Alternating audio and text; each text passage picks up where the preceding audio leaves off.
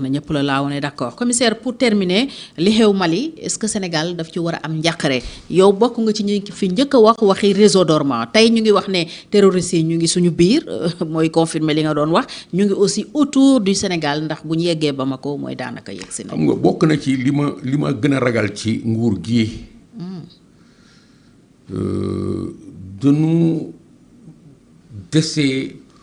mën a gérer lu toll nii. parce que fii ñu toll nii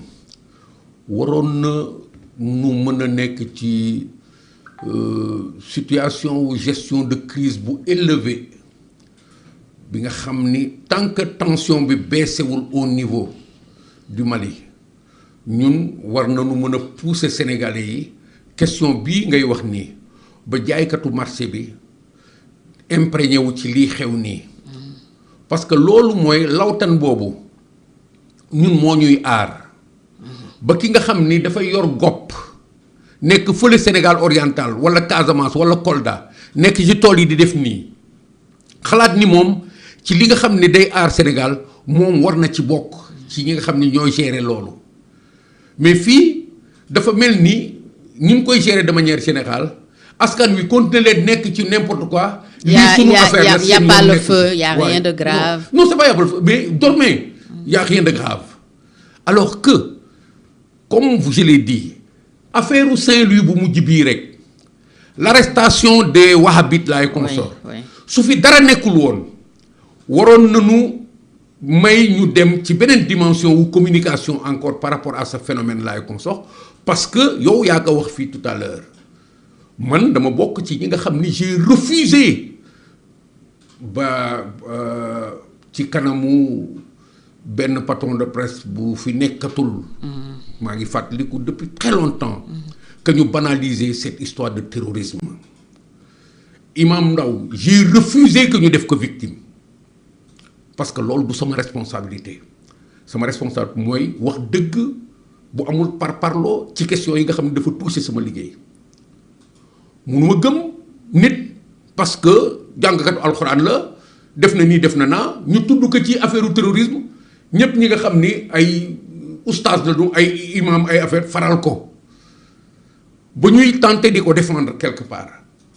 te fekk na bi muy am moom d'abord li nu wax ci moom ay xaalis a ngi ci ak ay ndaw yi nga xam ni sax gis nañu ci ay tepp-tepp ñu jóge ci booram dugg ci ay situation yi nga xam ni dañu ñàkk nañu seen bakkan wala réer nañu ci àddina bi ci ay mbiru terrorisme loolu moo doon phénomène u imam Ndao bii ñuy wax waa Pastef bugg ko def seen grand imam moom mooy seen grand patron yàlla na ko yàlla yërëm. amiin yaa rabbi mais à la fin justice est-ce que taqal na ko loo xam ne aussi nit mën na ci teg loxo amul man damay def analyse bu professionnelle. d'accord sama xel bii. xelu alkaati la. responsabilité alkaati ak responsabilité justice du benn. nangul naa la fi alkaati di amee dëgg. justice du ko fa topp. dëgg la parce que bokkuñu lu ñuy tere. man li nga xam ne en tant que alkaati dama ciy dox tey ba bakkanu doomu aadama rot ci ay doomu aadama seen bakkan rot ci. ndax aar Sénégal bii. justice du ma ci topp parce que bokkuñu ay responsabilité moom dafa toog ci place am di indi nit ñi ñuy àttee ci ay dossiers ay cela am na tàng-tàng bi nga xam ni suñu ko jaarul ñun ba agsi moom du àttee moo tax suñu xalaat ñun ak suñu xel day appréhender ay situations yoo xam dañ koy neutraliser avant foofu mais pour que ñu mën ko def il faut ñu yore xel yii moo tax ma wax ni waroon na nekkee noonu waroon nañu def communiquer ci lii kaawu Saint-Louis bi waroon ñu bëri sax yëguñu ko. waroon nañ ci mën a communiquer. boo xoolee turuwaa ji rek xawma lan el Sénégal yu le sénégalais mais yooyu dimension wu nature nit yu transformé wu yooyu benn rek boo ko ci amee sëriñ war nga seet. ñoom itam ñu ngi leen di waxal sax ay liaison ak ñoo xam ne def nañu yeneen feneen. ci loolu laa bëgg ñëw. nga xoolaat nag liaison yooyu. nga xoolaat nag sunu environnement parce que am na moo xam ni da ngay def taxaw seetlu. jëlaat ay repères daal di xoolaat par rapport ak problème bi nga xam ni yow sa responsabilité pour nga aar nit ñi ci loolu nga xoolaat ça fait des années dégg nga may wax naan des réseaux dormants mais c'est plus des réseaux dormants c'est des réseaux en éveil que nous avons ici parce que la menace elle est là, elle est présente oui si elle est à la frontière du Mali elle nous concerne depuis combien de fois on a eu des infiltrations aux frontières est-ce que ñii nga xam ne jàpp nañ leen ils ne font pas partie, ils sont pas des éléments d'un réseau qui est en train de lever la tête, qui est en train de créer des circuits d'infiltration physique, d'infiltration armée. Parce que noonu lay demee. rebelles yi bu ñu commencé jóg du ñu jóg rek daal di gàddu seen fetal daal di sonk y a un préalable. dinañu créer un désordre par des infiltrations dugg ci terrain bi def nii def naa. yàq fële toj fële jaxase ainsi de suite. ñun foofu la ñu waroon toll ci vigilance. moo tax le danger il est plus que présent ici quand un danger est à plus moins de 10 kilomètres de ta frontière mais le danger est présent chez toi. li ci président wax keroog dalul sa xel. li ci président. wax keroog ci grande interview am bi. waaw dalul sa xel. non mënul dal sama xel lii dal sama xel mooy li nga xam ni professionnellement mën naa ko produire parce que mënuma ko dénk moom sama waxtaan rek ci problème de sécurité mënuma ko dénk je suis désolé. C'est le président, on dit que c'est le Sénégal chef suprême des armes, le renseigné. Le plus renseigné. Mais amul nekkul man bokkuñu responsabilité. Man sama responsabilité dafa nekk au niveau de la prévention li nga xam ne mën naa ko produire ci xam-xam gis ak xalaat mu mën a jëriñ ba dara du xew. Mais tamit dafa bokk ci seet nan lay fexe ba aar te moom responsabilité politique la yore mooy. moom moo nekk ci kaw war na wone rek ni moom xalaat bi xalaat na ci am na ci ay këfin su ne am naa ci pexe rek du pexeem pexe ñi indi pexe la parce que ñooñu ñoo yor boobu responsabilité opérationnelle. ñoom ñoo yor responsable en tant que métier. moo tax bokkuñu président lu mu mënti wax su fekkee ni déggoowuñu ci li nga xam ni moom la ñuy xalaat wala déggoo ci li nga xam ni moo war a nekk ñu def ko lu mu mënti wax doy ma. kon le Sénégal est en danger tey. très en danger. très en danger nekk na je vous ai dit ñaari arrestation Saint-Louis doy na ëpp na le Sénégal est en danger ay oto yu jóge fii di dem Mali ñu dogale leen ci àll bi jàpp nit ñi wàcce taal ay oto mais ëpp na maintenant que quelqu'un qui veut que tout se passe bien parce qu'il tient le pouvoir nous rassure mais il ne nous rassure pas de la manière qui fait que li mu ñuy rassurer am na ay wax rek la man loolu laa gis sinon dina am benn ambiance bu fi nekk bi nga xam ni même ce qu'on appelle les bruits de bottes am na benn ambiance bu war a changer war nañu gën a mën a gis ay déplacement de troupes ñuy dem ay auto militaires yuy dem ay militaires yi nga xam ne de temps en temps di leen fi jógee def colonne daal di dem fële dellu siwaat robb ci mbedd mi daal di dem dellu siwaat pas opération mais wane seen bopp ay jumtukaay yu yëkkatiku loolu war nañ ko mën a wane mais ñii nu nekkee nii man doyu ma parce que c'est mon métier. pour moins que ça régime mu Macky Sall alerté woon citoyen yëpp ba ku nekk jàppoon ne mbir mi sa mbir la. waaw bis sax boo ci duggee ki nga dendal ji boobu jamono. da nga ko doon xool c'est quand il y a eu les attaques de Grand Bassam en Côte d'Ivoire. non je me rappelle très bien. oui Macky Sall jëloon fi sax ay décisions yoo xam ne dañ ko contesté woon tere par exemple les burqa ak yooyu. mais est-ce que tey du issue wu procès wu ñoom Imam Ndao yàlla na ko yàlla yërëm ak ñeneen ak ñeneen moo indi tey ñu yegg ci banaliser le phénomène terrorisme. non est-ce que du li tukkee ci ko parce que tey kuñ fi tuumal dañ naan attention gisoon nañ fi kaawu Imam Ndao ak ñeneen ak ñeneen yoo xam ne ndekete ay wax kese la woon xam nga loolu li ko indi mooy li nga wax tout à l'heure nit ñi dañuy seet fu nu warta seet parce que dañ leen wonul liñ leen war a won gisoon nañ ci kaaw ñoom Imam Ndao te finalement déedéet loolu du problématique bi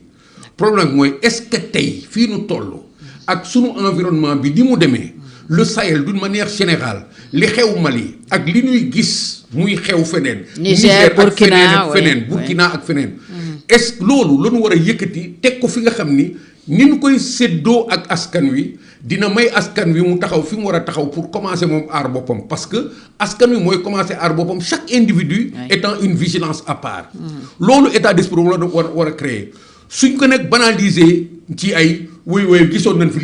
lii c'est parce que fi ñu nekk di wax loolu dañ fa tegul dara l'État doit prendre ses responsabilités à un point tel que tension bi nekk ci réew mi par rapport au problème de sécurité tension boobu day feeñ ci comportement wu Sénégalais parce que ñi nga xam ne ñoom la ñu dénk mission yooyu day wane ni kat ñoom ñu ngi ci loolu mais itamit dañ leen di jox ay éléments yi nga xam ne daf leen di permettre ñu situé wu c'est-à-dire sentiment bi ngay am pour nekk en sécurité du sentiment bu banal rek lii wax la déedéet sentiment boobu dafa am lu ko su war a wéer ñi la war a jox sécurité ñu ngi def seen liggéey ba nga gis ko xam ko ñu ngi ciy communiquer ba nga gis ko xam ko li nga war a xam yi tamit wax nañ la ko suffisamment pour que nga mën a jël sa responsabilité par rapport ak sa sécurité bopp ak sécurité ñi la wër Pourquoi? Parce que c'est un moment de tension sur le plan sécuritaire kenn mënu ko weddi soo ko weddee sax soo xoolee sa téléphone portable di nga gis. Donc c'est là que ça se passe. Il faut que les gens comprennent que la sécurité se gère comme ça et ne se gère pas autrement. Et su fekkee ni wax nañu terrorisme ba agsi fii rek su fekkee nit ñi réer nañ ci rek c'est parce que am na lu ñu jëlu ci information su fekkee réer nañ ci parce que am na li nga xam ne wanuñu leen ko ci li nga xam ne moom moo war a nekk pour ñu mën a nekk en sécurité. Sécurité numérique itam amuñu ko, ce sera la dernière question commissaire. Dégg nañ fi ay fraude ci ay carte d'identité ay nit yoo xam ne ci yeneen réew lañ jóge ñëw mën a jël identité wu ay sénégalais ba di ci am ay licence par exemple di bëree peut-être ñeneen yegg nañ ci def ci leneen terrorisme bi mën na jaar ci porox ndoll boobu. dama lay wax man sama secret. ci loolu. dama commencé woon analyser affaire mbër boobu. ak affaire Saint-Louis boobu ñooñu les wahhabites laay consort def ke rapprochement ak lépp li nga xam ni wees na ko xool ci mbedd mi ak ni mbedd mi tëddee ak les phénomènes nouveaux de population yu may gis. du rek ñi yalwaan ci mbedd mi ak ñoom seen mais dama gis ba gis nii ñuy perte maîtrise ci sunu environnement de vie sunu dund sunu espace de dund sunu dundin dafa am li nga xam ne daf ñuy rëcc daf ñu commencé rëcc su demee nag ba ci biir loolu ñuy gis de manière visible que même sunu ay jumtukaay yu nekk nit muy état civil dañ koy agressé ba mu toll foofu. nga gis ci benn cas ñu ne la déedéet yemul foofu nga ni téeméer ñun la junni nga xool ci sa kanam ci biti ak ci biir nga gis ni soo waxoon téeméeri junni sax ce ne serait pas exagéré mais il y a problème nous ne sommes pas en sécurité sénégalais ku dul sénégalais dem wuti ay këyit defal boppam carte d'identité ñu ni am na lu yomb la fii te man ma xam ne lu yomb la fii parce que y a des populations aujourd'hui et des acteurs de la fraude qui ne se cachent plus bénéficiaires fraude yi danoo taxaw ñi nga xam ne tamit xaalis la ñuy wut ci loolu danoo taxaw dafa jot pour man que ñu xoolaat sunu ay jumtukaay ñu def auditu sunu situation d'état civil dama dem ba toll ci ce n'est pas pour te répondre que je le dis. J'ai dit que nous n'avons pas bien écouté Tahirou Sarr. Je le dis tous les jours dégguñu discours am. Tahirou Sarr c'est un Sénégalais comme tous les autres qui veut qu'on prête attention à des détails pour nous mettre à l'abri, qui n'est pas xénophobe, absolument pas, mais qui est lucide, qui voudra que demain on continue à vivre en harmonie avec nos voisins, qui voudra que chaque Sénégalais fii mu toll ci biir Sénégal se sente en sécurité par rapport à lui-même.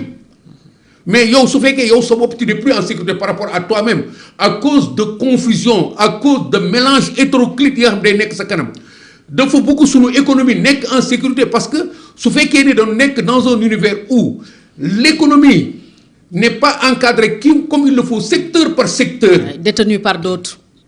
secteur encadré secteur par secteur. sooy xool ba ci finalement sooy xool ci dëkkuwaay yi mais la vie de tous les jours n'est pas encadrée. Partout où tu vas, tu es obligé de faire avec des comportements qui viennent récemment, fraîchement d'ailleurs. Ñu Dakar loog yow fii ba noppi polluer sa environnement te yow amuloo repère yi nga xam ne mën nga ko wàññi sax ba xam ñaata la mën nga ko mesurer mën nga ko contrôler ba xam nan la. fu mu toll. Mais il y a problème. Nous sommes en insécurité véritablement sur le plan numérique. boo demee nag ba ñu teg si nag li ma la wax tout à l'heure sur le plan de l'élection daf ci nekk. Maintenant on a un désordre dans notre administration de haut en bas li nga xam ne moom mooy gérer personne physique yi nit ñi seen bopp. ni ñu leen di tegee di leen teg di leen ngoññe su ñu demee ba ñu naan daafkat kenn xamatul. bu ñu demee ba naan fraude bi foofu la nga gisee bu ñu demee sunu ay passeport wóoratul mais xoolal bu ñu demee ba nag léegi ñu dugg ci quartier yi sunu état civil wóoratul loolu yëpp c'est numérique wóoratul nga dem ba ci biir quartier yi certificat de résidence wóoratul parce que quelqu'un peut arriver ici 2 jours après mu dugg fii dugg ci kër chef de village daal di génn gis benn certificat de résidence bi nga xam ne maa ngi fi depuis fukki at mu daal dem dugg fële génn fële ñu dem préfecture wala feneen génneel ko benn kayit bu wane ni arrêté mu ngi fi depuis ñaar fukki at ñu tourné dugg ci leneen keneen kooku daal di man fii la juddoo on l'habille avec la complicité de population qui nga xam ne kenn yeewu leen ci loolu dafa am li nga xam ne il faut ñu taxawal ko mais de manière très propre dañ ko war a structurer si perception bi ci administration am ak njëriñam ñu doxal loolu ba noppi def ci communication bi nga xam ni mooy tax kenn du jaawale dara moo tax ma ni on n'a pas bien écouté Tahirou Sarr moi je suis pas xénophobe loin de là mais dama bëgg lépp leer dama bëgg le Sénégal tel qu'il est aujourd'hui ñu aar ko aarin bi nga xam ni léppam dañ koy enveloppé ci li nga xam ni su ëllëgee duñ ci am lu ñu réccu.